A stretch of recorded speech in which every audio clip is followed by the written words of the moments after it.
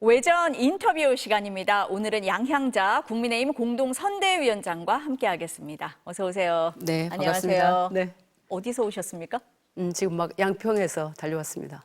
아, 거기 선거운동 하시다가 오신 네, 거예요? 선거운동 하는데 네. 저에게 그 지원 유세를 해달라고 그래서 네. 급히 선대위 마치고 갔다가 또 유세 끝나고 바로 차에서 김밥을 먹으면서 이렇게 달려왔습니다. 아이고, 감사합니다. 네.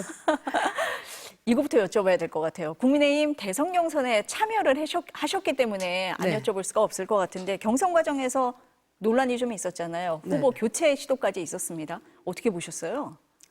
저는 그 경선 중간에 이 얘기를 살짝 들었습니다. 이 후보 다른 후보가 뒤에 준비되고 있다 이런 얘기가 들려서 설마 그럴 리가라고 생각을 했는데 정말 그런 일이 있었습니다. 그런데 제가 늘 일관되게 드리는 말씀이 어떤 정당의 원칙과 기준과 규율, 규정 이런 것을 어기면 그건 이게 이루어지기 불가능하고요.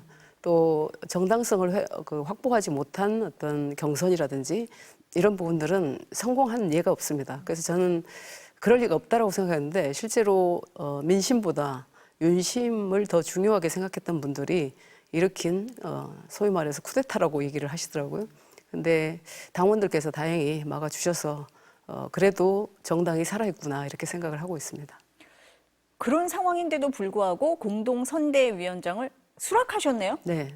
왜요? 근데 이제 그 경선에 참여했던 후보들은 대부분 당연직으로 공동선대위원장에 들어가게 돼 있는데 거기서 제가 또 그런 일이 있었다고 해서 선대위원장을 맡지 않는 것은 또 도리가 아니라고 생각을 했고 또 그런 불합리함들이 있는 것을 저는 안에 들어가서 목소리도 내고 정당을 정말 보수 정당의 어떤 재건 또 새로운 유보수의 길로 인도하는데 조금이나마 도움을 좀 줘야 되겠다 이런 생각을 했습니다. 네. 경선 후보들이 다 들어오신 건 아니더라고요. 그러니까요. 지금 네. 안 들어오신 분들도 있고, 네, 네. 근데 저는 처음부터 이제 국민의힘에 일단 후보로 뛰었기 때문에 당연히 들어와야 된다고 생각을 했습니다. 네. 오늘 양평 갔다 오셨다고 하는데 무슨 얘기 많이 하세요? 민심 좀 들으실 것 같은데 어떻습니까, 분위기가? 그 양평 용문시장을 다녀왔는데 힘들어도 정말 너무 힘들다. 먹고 살 게 없다. 그리고 특히 양평 같은 경우는 이제 그 제조업도 거의 전무하기 때문에 상당히 어려운 상황인데 더 어려워지고 있다라는 말씀을 하시고 그리고 정치 이야기들도 많이 하십니다. 그쪽에 다소 이제 보수 지역인데 이재명도 함께 패키지로 이렇게 청산해달라 이런 말씀 참 많이 하시고 그리고 좀 싸우지 말고 했으면 좋겠는데 지금은 전쟁이기 때문에 그래도 더 이상 윤석열, 이재명 없는 나라에서 살고 싶다 이런 얘기들을 하셨습니다. 그래서 정말 무거운 마음을 안고 지금 왔는데요. 정말 새로운 시대로 나아가야 될 것 같습니다. 네. 어제 오늘 가장 많이 나오는 뉴스가 뭐냐면 국민의힘과 윤석열 전 대통령의 관계. 네. 계속 갈 거냐 말 거냐 탈당해야 된다 출당시켜라 뭐 이런 얘기 나오잖아요. 위원장님도 관련해서 발언을 하신 걸로 제가 알고 있습니다. 어떤 입장이세요? 이제 가장 안타까운 것이 이제 저는 그 글로벌 기업 출신이라서 그런지 모르지만 어떤 리더의 자리에 올라가면 과거의 문제, 현재의 문제, 미래의 문제도 다 내 문제고 내가 책임을 지는 거거든요. 근데 그 책임을 어떻게 지느냐면 결국 정치적 책임을 지는 거예요. 도의적 책임을 지고 정치적 책임을 지고 법적 판단을 받고. 그런데 법적 판단을 받고 있는 상황임에도 불구하고 정치적 책임을 지지 않는 이 상황이 정말 갈등과 분쟁을 일으키는 원인이 되거든요. 그래서 저는 윤석열 대통령 전 대통령께서도 할 말이 왜 없겠습니까만은 그래도 지금은 당신이 생각하고 있는 사실이 아니고 국민의 인식이 사실이라고 제가 여러 번 말씀을 드립니다.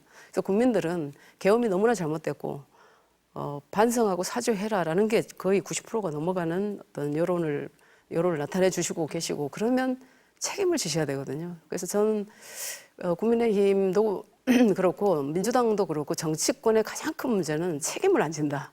예, 그래서 이 윤석열 대통령도 책임을 지셔야 된다. 책임지시는 것은 정치적으로 내려놔야 됩니다. 그리고 특히나 사법 판단을 받고 있는 이 과정에서 적어도 당의 부담은 안 줘야 되죠.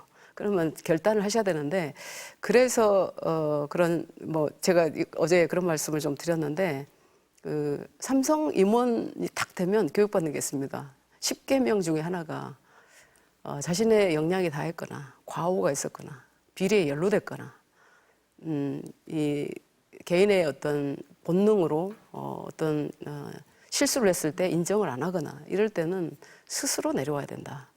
네, 무대에서 내려와야 된다. 끌어내려지기 전에 내려와야 된다. 이게 있습니다. 그런데 지금 딱 그 10계명을 제가 비유로 해서 말씀드렸는데 제가 빨리 내려와라. 안 그러면 끌어내려진다. 이렇게 말씀하신 것처럼 이제 다 얘기를 하셔서 좀 놀랍긴 했습니다만 저는 안타깝다 말씀드리고 지금이라도 스스로의 결단이 대한민국을 살리는 길이다. 이렇게 저는 다시 한번 말씀드리고 싶습니다. 아니 오늘 아침 그 선대위 회의 때 보니까 이정현 공동 선대위원장도 지금 위원장님하고 비슷한 말씀을 하셨더라고요. 윤석열 대통령에게 오늘 중으로 탈당을 권유를 하자. 그리고 계엄과 탄핵에 대해서 사과하도록 권유하자. 이렇게 말씀을 하셨더라고요. 같은 입장이신 겁니까 지금? 입장은 같습니다. 네. 그런데 안 하실 것 같다라는 전언이 들려서 좀 더 답답해지고 있습니다. 네, 안 할 것 같으세요? 네, 안 하실 것 같습니다. 김용태 오늘 이제 취임한 김용태 비대위원장은 이번 주 안에 입장을 정리하겠다라고 얘기를 했는데 언론에는 탈당하는 게 맞다라는 입장을 계속 얘기를 했었거든요. 네. 그런데 안 하실 것 같습니까?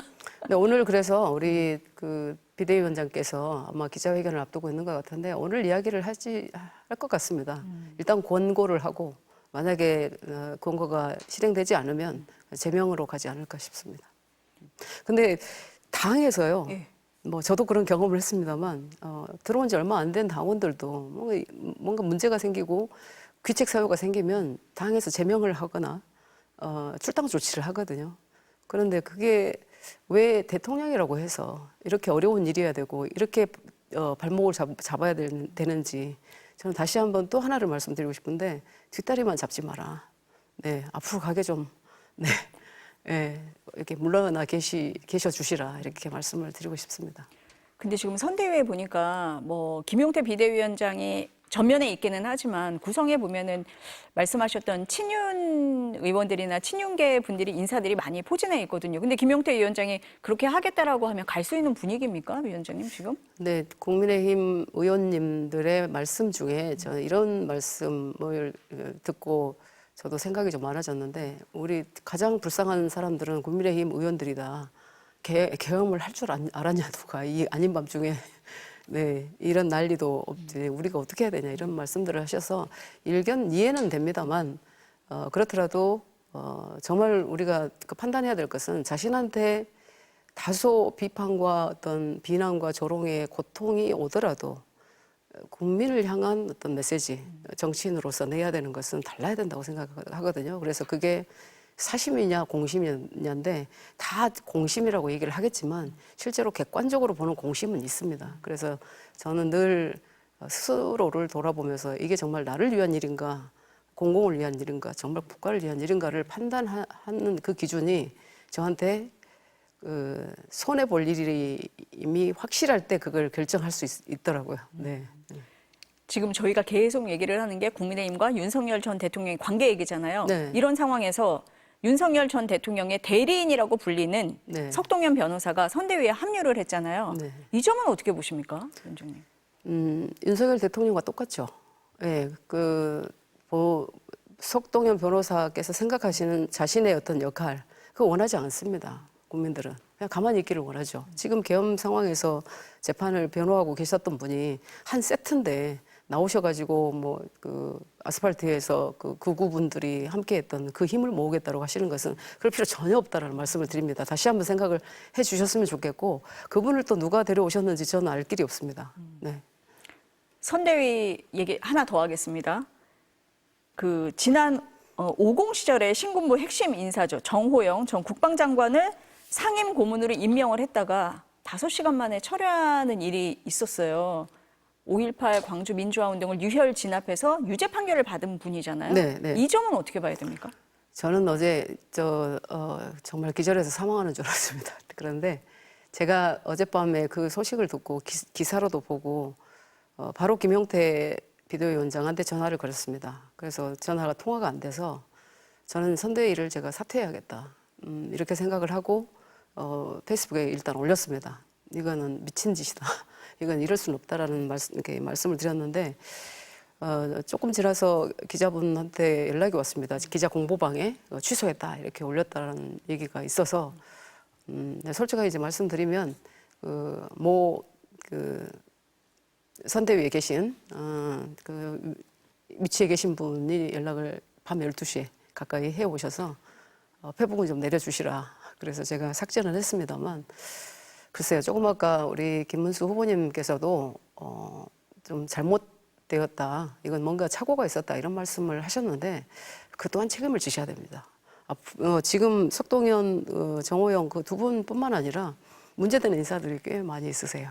그래서 스크린 하는 지금 그런 시스템이 없다. 어떤 영입을 하고 그 인사로 모실 때 적어도 선대위에 얘기가 되고 논의가 되고 적어도 스크린을 할 수 있는 그런 어떤 시스템이 가동이 돼야 되는데 오는 분들마다 이렇게 문제가 생기면 우리가 언제 이거 대응하다가 선거 끝납니다. 지금 19일밖에 안 남았는데 18일이죠 이제.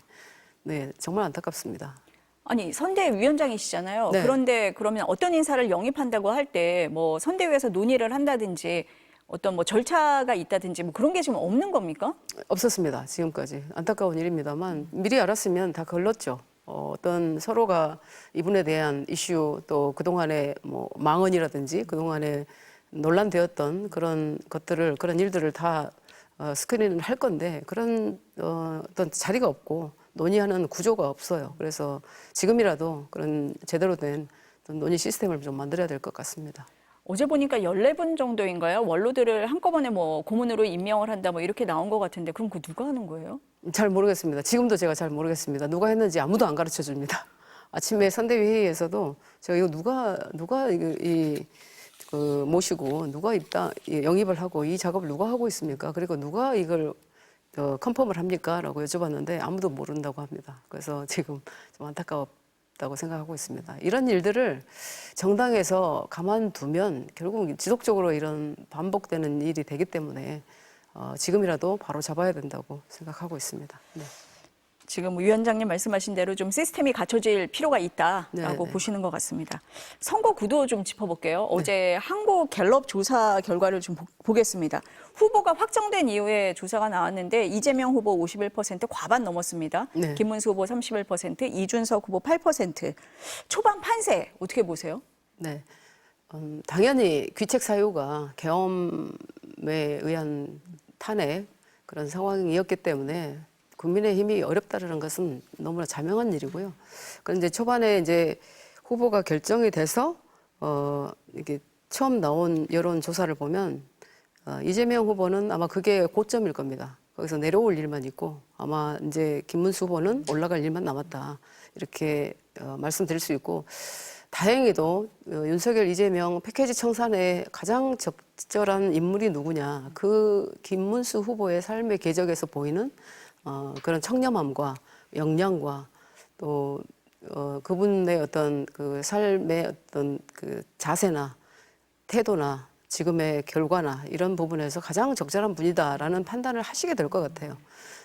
저는 이제 저도 마찬가지로 그 김문수 후보가 당선이 되더라도 적어도 개헌에 의한 새로운 어떤 대한민국의 출범 이건 김문수 후보가 확실히 좀 하시겠다고 말씀을 제대로 대국민 메시지를 냈으면 좋겠습니다. 3년 한동훈 후보도 똑같이 얘기했었거든요. 나는 3년만 하겠다. 그리고 총선과 대선을 함께 치를 수 있도록 하고 또 중대선거구제를 통해서 상원을 50명 뽑고 200명 정도 국회의원 수로 이제 250명 정도로 하고 지금 AI를 쓰기 때문에 저는 분명히 말씀드리는데 그 보좌관도 10명 정말 필요 없습니다. 한 명이면 될 것 같아요. 저는 이런 말씀 드리면 보좌진들에서 굉장히 싫어하실 수도 있지만 지금 새로운 어떤 패러다임에 우리 국회 시스템도 완전히 바뀌어야 된다. 그리고 미래 세대들을 위한 예산 확보가 안 되는 것이 두 가지가 있죠. 비효율, 이런 이제 국회의 비효율. 그다음에 두 번째가 부정부패거든요.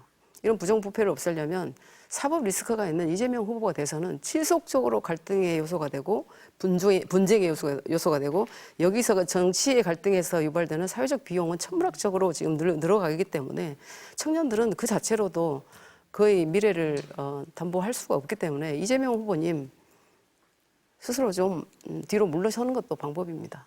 네. 지금은 초반이니까 달라질 거다 네. 이렇게 보시는 네. 거고 그 각 당이 전부 다 첫 선거운동 지역으로 영남으로 갔잖아요. 네, 네. 보수 강세 지역인데 보수의 표심이 흔들리고 있다 이런 얘기들이 많이 나오는데 위원장님은 어떻게 진단하십니까? 네, 윤석열 정부에 대한 실망이 보수 지역의 어떤 결집으로 지금 보이는 것 같은데 사실 이재명 후보도 안동뿐이고요. 우리 김문수 후보도 영천뿐이고 따지고 보면 우리 이준석 후보도 뭐 고향이 아버님의 고향이지만 대구시기도 하고 그래서 집토끼를 잡으러 열심히 가신 것 같은데 그 지역이 만만하다고 생각하시는 것 같아요. 네, 왜냐하면 이 보수 정당의 어떤 문제가 이렇게 크게 대통령의 어떤 탄핵까지 간 이런 상황에서 이쪽이 좀 흔들리고 이쪽 표심을 잡아야 된다라는 그 같은 생각인데 저는 뭐 영호남 가릴 것 없이 그 대한민국을 상대로 해서 제대로 된 어떤 건전한 보수와 건전한 진보 정당이 함께 갔으면 좋겠습니다. 그런데 이재명 후보가 요즘에 뭐 우리는 중도 정당입니다, 보수 정당입니다. 거짓말도 이 정도껏 하셔야지. 네, 근데 그 전 세계가 글로벌 긴장도가 워낙 높아지기 때문에 전 세계가 다 우경화가 되는 건 사실이에요. 왜냐하면 강한 국가를 만들어야 되기 때문에. 근데 그 강한 국가의 어떤 그 책임은 보수 정당에 있거든요. 그래서 보수 정당의 역할이 지금 제대로 못 하고 있기 때문에 이재명 후보가 우리가 보수 역할을 할 것이야라고 하지만 실제로 진보 정당에서 보수 정당의 역할을 하겠다고 했을 때 그 내부의 정체성 충돌로 무너집니다, 국가는. 그래서 그런 소리 절대로 하시면 안 되고 진보 역할이라도 제대로 하시고 진보 정당을 계속 뭐 이렇게 단일화 뭐 합당도 하고 그러시면서 갑자기 오른쪽으로 자꾸 이렇게 깜빡이를 켜시는데 핸들은 자꾸 왼쪽으로 꺾어가고 계시잖아요. 그런 이제 거짓을 말씀하시면 안 됩니다. 지금 단일화를 말씀을 하셔서 그럼 국민의힘의 단일화는 여전히 열려 있는 겁니까? 국민의힘은 저는 네. 늘 말씀을 드렸지만 이 가치와 목표와 비전과 철학과 정체성이 일치되어야 비로소 그 가치를 향해서 단일화가 되는 거지.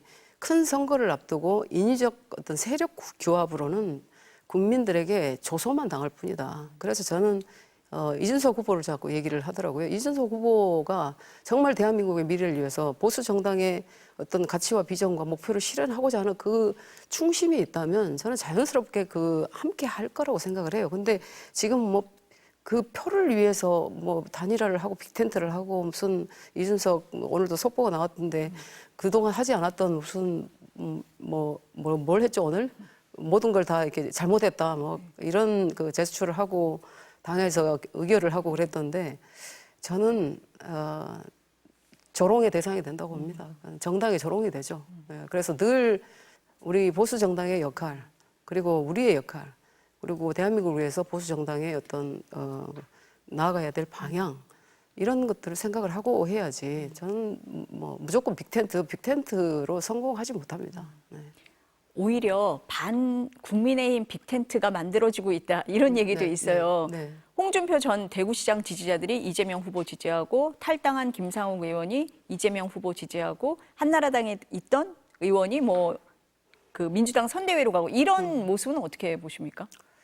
저는 2016년도에 제가 민주당으로 영입했을 때 진보의 괴멸이 있었어요. 그때는 모든 그때 뭐 정동영, 천정배, 무슨 안철수 그 의원님들이 다 탈당을 해버리시고 정말 진보가 무너지게 생겼다고 했을 때 그때 난파선을 구해달라고 한 게 저였거든요. 그래서 진보 영역으로 왔고 저는 진보 영역에서 보수의 역할을 좀 해달라라는 것으로 이해를 했죠. 저는 원래 기업 출신이고 또 첨단 산업으로 국가 발전에 강한 국가를 만드는 영역이 있었기 때문에 저는 진보 정당에 소속되어 있어야 된다고 생각을 했습니다. 그런데 그 역할은 다 했고 지금은 이제 보수의 계멸 앞에서 저에게 제안이 오고 권유가 와서 저는 여기에 있는데 국민의힘 반 빅텐트 그것도